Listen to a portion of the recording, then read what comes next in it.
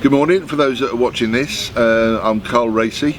I'm a full-time fisheries bailiff for the Environment Agency. What's your opinion on migrant anglers? So is it any kind of good value to the angling community?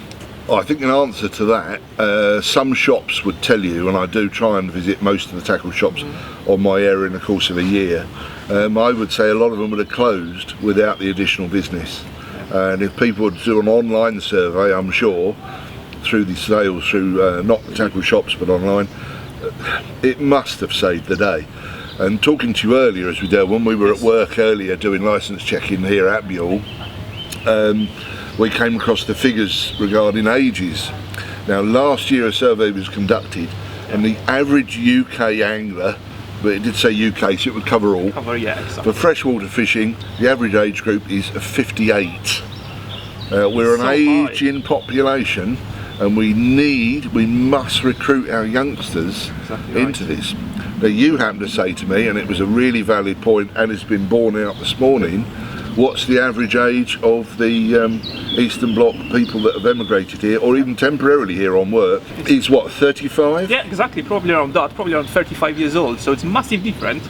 And well, they are kind of investment to our angling, so migrant anglers are not only about, taking the fish away, but they are great value added to the angling community in the UK. Well, what we were saying as well is the added community isn't just to the angling community, it's to the fact that bodies of water like this and elsewhere, rivers, streams and ponds, really one of the key people who are looking after them are fishermen.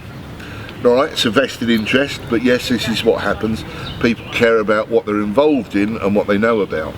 Now this morning we did roughly, let's say 80 anglers we checked, and what I'm going to ask you, what percentage do you think were Migrants?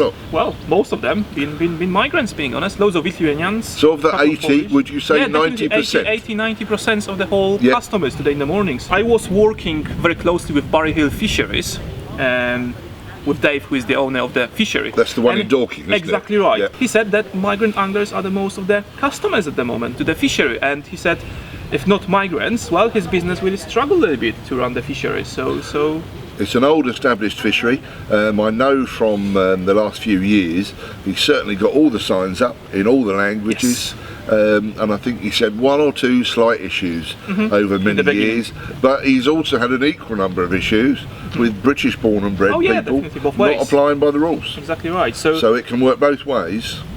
This is what we're trying to do. We're trying to get not only migrants on the board, but we're trying to educate British anglers as well, so they can know that we can work together, and only as one we'll be able to kind of protect our fisheries. That's the key, is to protect fishing, really.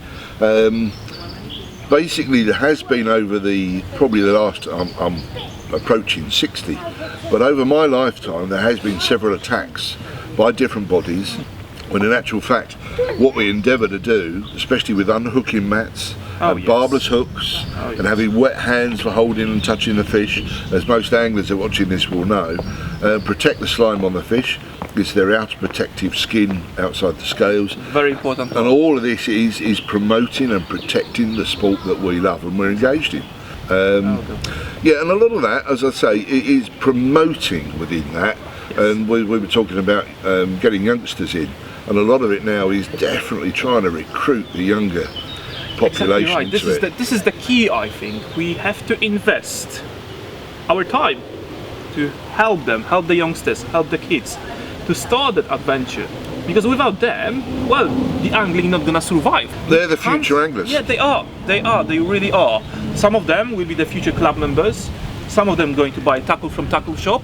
So well, this is the investment. Some will be the future international winners, club managers, whatever, and they're what we need to get on board.